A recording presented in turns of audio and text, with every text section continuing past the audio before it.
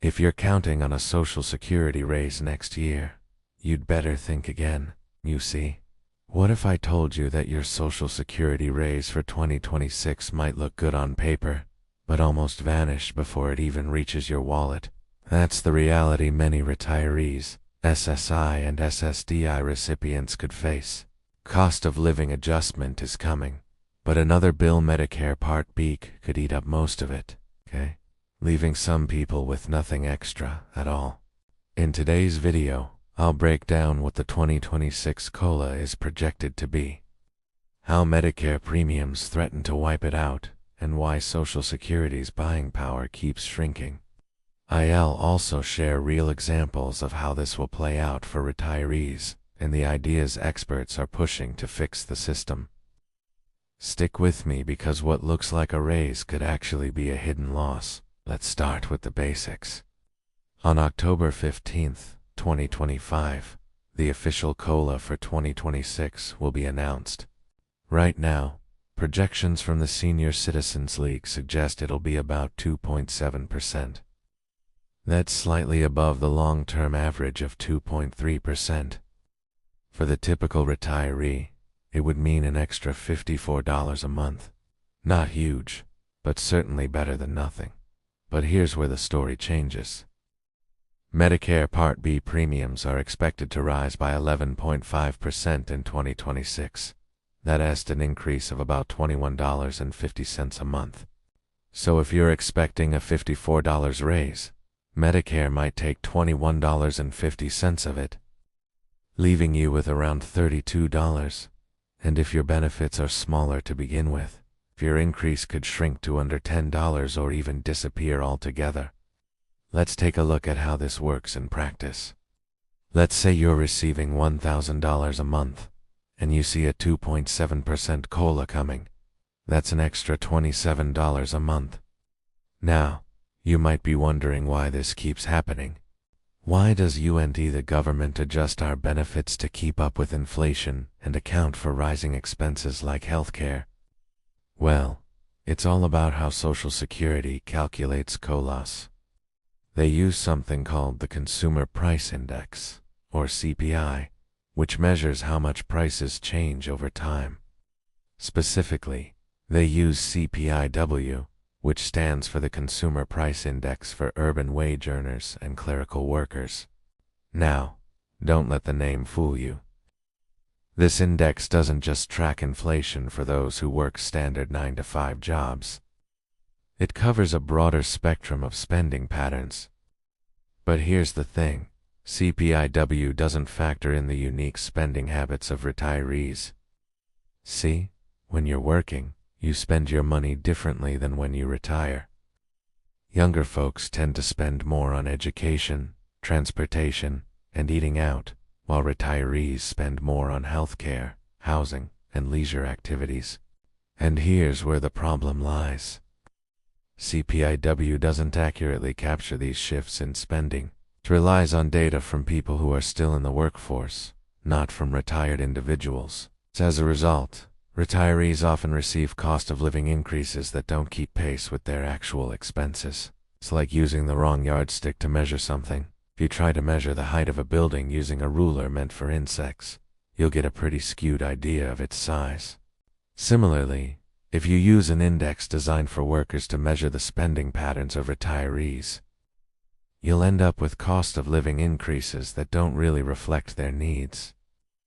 That's why many argue for a different yardstick, one tailored specifically for retirees, an index like CPIE, which stands for the Consumer Price Index for the elderly, better reflects the spending habits of people over 65. It considers the fact that retirees spend more on medical care and less on things like transportation and apparel. Using CPIE instead of CPIW could lead to cost of living increases that are more in line with the actual expenses of retirees. The situation becomes even trickier when you add Medicare to the mix. Medicare Part B covers things like doctor visits and lab work. The premiums for this part of Medicare are based on your income. But here's the catch, they go up every year, and those increases can be steep. What makes this especially tough is that Social Security, the main source of income for most retirees, SSA, doesn't automatically adjust to cover these rising costs. So every year, a chunk of retirees' income gets eaten up by higher Medicare premiums. And as those premiums rise faster than the COLA, the real purchasing power of Social Security benefits continues to decline. It's a double whammy. On one hand, you have rising healthcare costs eating into your monthly budget. And on the other, you have Social Security benefits that don't keep pace with those costs. It's a tough spot to be in, especially for those who rely solely on Social Security income. But it's not just retirees who are feeling the squeeze. People receiving Social Security due to disability or survivors' benefits are also affected. After all, they face the same inflation and healthcare challenges, but the impact on them is even more significant because they typically receive lower monthly payments to begin with. When Medicare costs rise faster than Social Security benefits, it puts an even bigger dent in their budgets. It's a constant struggle to make ends meet, and any hopes for a comfortable life can quickly turn to dust. Now, you're probably wondering what can be done about this. How can the system be fixed to better protect the hard-earned benefits of retirees and those receiving disability or survivor benefits? There are a few ideas floating around, but none are easy to implement.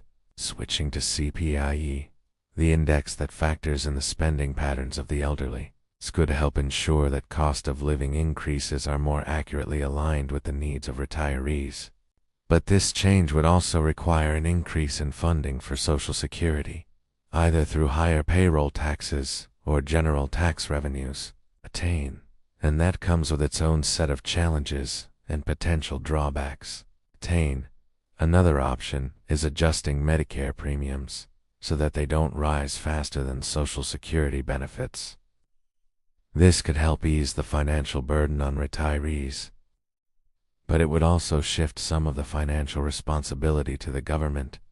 There is also the idea of providing one-time adjustments or stimulus checks to help beneficiaries bridge the gap between their costs of living increase and the actual cost of living. While this wouldn't solve the underlying issues, it could provide some immediate relief.